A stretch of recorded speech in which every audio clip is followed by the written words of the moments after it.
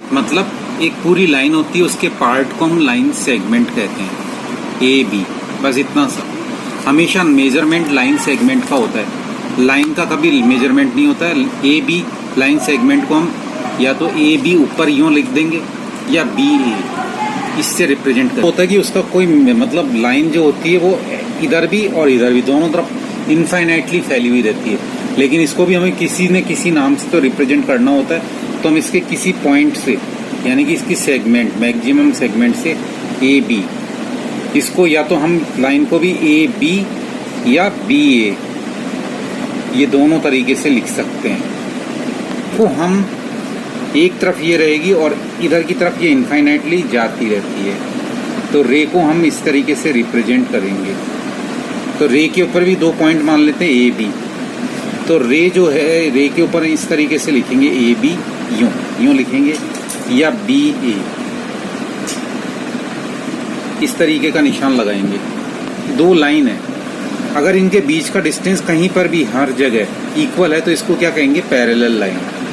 Parallel line को ये जैसे ये लाइन है और ये लाइन है, तो ये भी पैरेलल 90 डिग्री से इसको अगर बढ़ा देंगे और इसको भी बढ़ा देंगे तो इसका जो डिस्टेंस है वो हर जगह क्या रहेगा, सेम रहेगा, तो इसको पैरेलल लाइन ही कहेंगे। पैरेलल लाइन ऐसी लाइंस होती हैं जिनको कि जैसे मैं आगे तक बढ़ा दूं तो ये कभी मिलेंगी नहीं। और नॉन, जैसे ये एल और एम पैरेलल लाइन है तो हम इसको यूं भी लिख सकते हैं, एल पैरेलल का ये symbol, L parallel to M, ये सिंबल होता है। पैरेलल लाइन की खासियत ये होती है कि इसको कभी भी अगर हम आगे बढ़ाएंगे, एक्सटेंड करते हैं इधर या इधर, इसको भी इधर या इधर, तो ये कभी भी मिलेगी नहीं। पैरेलल लाइन कहीं पर भी नहीं मिलेंगी। लेकिन अगर लाइन पैरेलल नहीं होती, जैसे ये लाइन है, ये हल्की सी थोड़ी सी तिरछी है, तो या तो इधर बढ़ाएंगे तो ये मिलेंगी नहीं, दूर दूर होती जाएंगी। लेकिन अगर जैसे मैं इधर बढ़ा दूं, ये आगे बढ़ा दी मैंने, तो ये क्या हो गई, एक दूसरे से मिल गई लाइंस। तो जब लाइंस एक दूसरे से मिलती हैं तो उसको क्या कहते हैं, इंटरसेक्टिंग लाइंस। जैसे ये लाइन है और ये लाइन है, तो ये लाइंस क्या हो गई, इंटरसेक्टिंग लाइंस। इन लाइंस को क्या कहेंगे, इंटरसेक्टिंग लाइंस। तो इंटरसेक्टिंग, और इसको क्या कहेंगे, पॉइंट ऑफ इंटरसेक्शन। ये जो जहां पर मिल रही है इसको हम क्या कहेंगे, ये दोनों लाइन इंटरसेक्टिंग है, क्योंकि जो लाइन पैरेलल नहीं होंगी वो इंटरसेक्ट हो जाती हैं, और ये इसको पॉइंट ऑफ इंटरसेक्शन। 2 लाइंस हैं और ये ओ के ऊपर इंटरसेक्शन हो रही है, तो इसको क्या कहेंगे, A B and C D, 2 lines intersecting at point O. Line है, इस लाइन के ऊपर अगर मैं एक 90 डिग्री का एंगल बना देता हूँ, 90 डिग्री को इस तरीके से सिंबल से बताते हैं, है ए बी और ये है सी डी। तो सी डी जो है परपेंडिकुलर है ए बी के ऊपर, तो ये 90 डिग्री इस पॉइंट के ऊपर बना रही है, तो इसको परपेंडिकुलर लाइंस कहेंगे। एक दूसरे के ऊपर परपेंडिकुलर है, ये इससे 90 डिग्री और ये इससे 90 डिग्री बना, तो ये इसको यूं भी बढ़ा देंगे तो भी ये एक दूसरे से क्या होंगी, परपेंडिकुलर है। तो हम इसको कैसे लिखते हैं, तो यूं लिख सकते हैं, C D perpendicular on A B, यानी सी डी और ए बी के बीच में 90 डिग्री का एंगल बन रहा है। इसका मतलब ये हो गया। क्या एंगल को कभी भी या तो हम क्या बोलेंगे, पी ओ आर, ये वाला जो पॉइंट है वो बीच में आएगा। तो जैसे मेरे को लिखना है तो एंगल पी ओ आर, ये वाला बीच में, या इसको एंगल ओ भी लिख सकता हूं मैं। और ये ओ पी और ओ आर क्या है, ये इसकी एंगल के आर्म्स हैं, 2 आर्म्स हैं। क्या है ये, 2 आर्म्स, ठीक है। और इसको क्या बोलते हैं, ये जो कोना है इसको क्या बोलेंगे अपन, वर्टेक्स, इसको वर्टेक्स बोलेंगे। तो ये वर्टेक्स है, ये कोना, और ये जो दोनों हैं ओ आर और एंड ओ पी, ये दोनों आर्म्स हैं। हम इस एंगल को या तो एंगल ओ बोल देंगे या पी ओ आर, ओ भी चलेगा, लेकिन ये पी ओ आर 3 से, एंगल को हमेशा 3 से बोलेंगे, 3 लेटर से या 1 लेटर से। 3 लेटर से कब बोलते हैं उसके लिए कंडीशन है। यहाँ पर मैं ओ नहीं बोल सकता, ओ का मतलब ये पूरा एंगल हो गया। अगर मेरे को सिर्फ इतना सा एंगल बोलना है तो इसको मैं ओ नहीं बोलूंगा, ओ तो शामिल है, इसको क्या बोलूंगा, पी ओ क्यू। अब यहाँ पर 3 से बोलूंगा, ओ कोने पर है तो बीच में रहेगा, पी ओ क्यू, एंगल ये एंगल का साइन है पी ओ क्यू एंड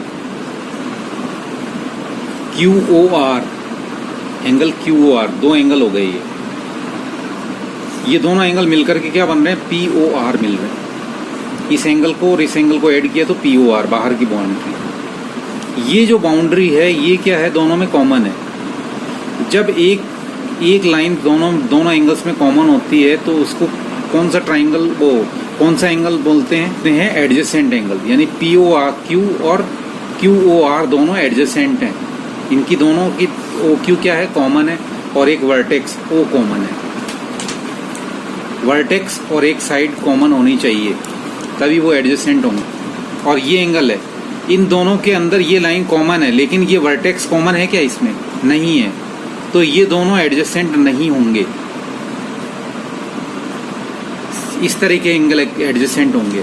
अगर दो एंगल हैं और वो एडजेसेंट हैं और उनका सम 180 डिग्री हो जाता है तो ये तो कॉमन साइड हो गई, और इसको क्या कहेंगे, नॉन कॉमन साइड। तो नॉन कॉमन साइड हमेशा क्या रहेगी, स्ट्रेट लाइन। और स्ट्रेट लाइन के ऊपर जो दो एंगल होते हैं उनको क्या कहते हैं, इन दोनों एंगल्स को क्या कहेंगे, linear pair. Linear pair, LINEAR lines के लिए हमेशा दो पॉइंट्स का यूज करते हैं, लेकिन एंगल्स के लिए 3 या 1 का यूज करेंगे। 3 का कब करेंगे, जब यहाँ पर इम्पोर्टेंट चीज है, ये दोनों एंगल्स लीनियर पेयर बना रहे हैं।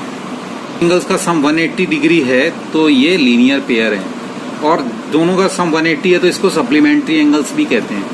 और दो एंगल्स का सम अगर 90 डिग्री आता है तो उस एंगल्स को हम क्या कहेंगे, कॉम्प्लीमेंट्री। जैसे एक एंगल अगर 30 डिग्री का है तो दूसरा कॉम्प्लीमेंट्री एंगल 60 डिग्री का होगा। और एक एंगल जैसे सप्लीमेंट्री में दोनों एंगल्स के अंदर सम, सप्लीमेंट्री एंगल्स का सम 180 होता है। एक एंगल मान लो ये 30 का है तो दूसरा 150 का होगा। तो एक एंगल दिया हुआ तो दूसरा एंगल हम निकाल सकते हैं। अगर ये एंगल, इसका मेजर 90 डिग्री से कम होता है तो हम इसको एक्यूट एंगल कहेंगे। अगर इसका मेजर 90 डिग्री से बड़ा होता है तो इसको हम ऑब्ट्यूस एंगल कहेंगे। और इसका 90 डिग्री होता है तो इसको हम राइट एंगल कहेंगे। एंगल हमेशा 0 डिग्री से बड़ा और 90 से छोटा रहेगा। ऑब्ट्यूस एंगल 90 से बड़ा और 180 से छोटा रहेगा, और राइट एंगल एग्जैक्ट 90 डिग्री का रहेगा। 180 डिग्री से बड़ा और 360 से छोटा होता है, उसको रिफ्लेक्स एंगल कहते हैं। तो रिफ्लेक्स एंगल कहते हैं। स्ट्रेट एंगल होता है, अगर इसका सम यहाँ से घूम करके ये 180 डिग्री के बराबर हो गया तो स्ट्रेट एंगल बोलेंगे।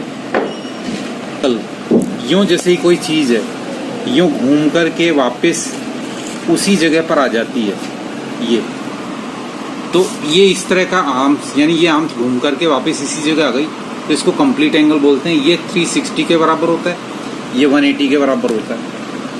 ए और AB और CD दो लाइंस हैं, अगर ये एक दूसरे को काटती हैं तो ये पॉइंट ऑफ इंटरसेक्शन मैंने बता दिया था। अब इसके ऊपर जो ये एंगल बन रहे हैं ये दोनों तो 180 डिग्री के रहेंगे, लेकिन ये वाला एंगल और ये वाला एंगल आपस में क्या कहलाएंगे, वर्टिकली अपोजिट एंगल।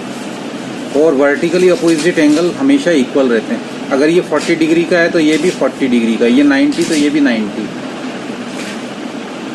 अगर ये 40 डिग्री का है या ये 80 डिग्री का है तो ये कितना होगा, इसके ऊपर इसका और इसका सम कितना रहेगा, लीनियर पेयर हो रहा है, एक लाइन के ऊपर हो गए तो ये रहेगा 180 - 80, यानी ये 100 का हो गया। अगर ये 100 का तो ये भी 100 का, ये 80 का तो ये वर्टिकली अपोजिट होने से ये भी 80 का रहेगा। वर्टिकली अपोजिट एंगल्स इक्वल रहते हैं, ये और ये इक्वल, ये और ये इक्वल रहेगा।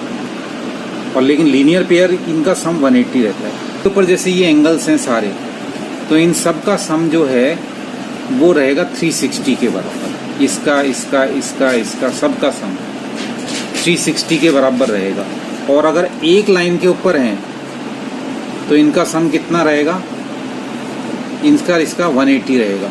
और एक लाइन के ऊपर अगर भले 4 एंगल भी होंगे, यूं यूं, कितने एंगल हो गए, 1 2 3, तो इन सब का सम जो है 180 रहेगा। जैसे ये P और Q दो लाइन्स हैं, ये P है ये Q है, दो लाइन है। अगर इसको कोई लाइन काटती है तो उसको लाइन को ट्रांसवर्सल लाइन कहते हैं। अच्छा, ट्रांसवर्सल एक लाइन काट रही है इनको, तो तो जैसे ये एंगल है, इसमें ये यहाँ से लेकर के ये एंगल है और ये एंगल है, इस एंगल को और इस एंगल को, इसको क्या कहेंगे?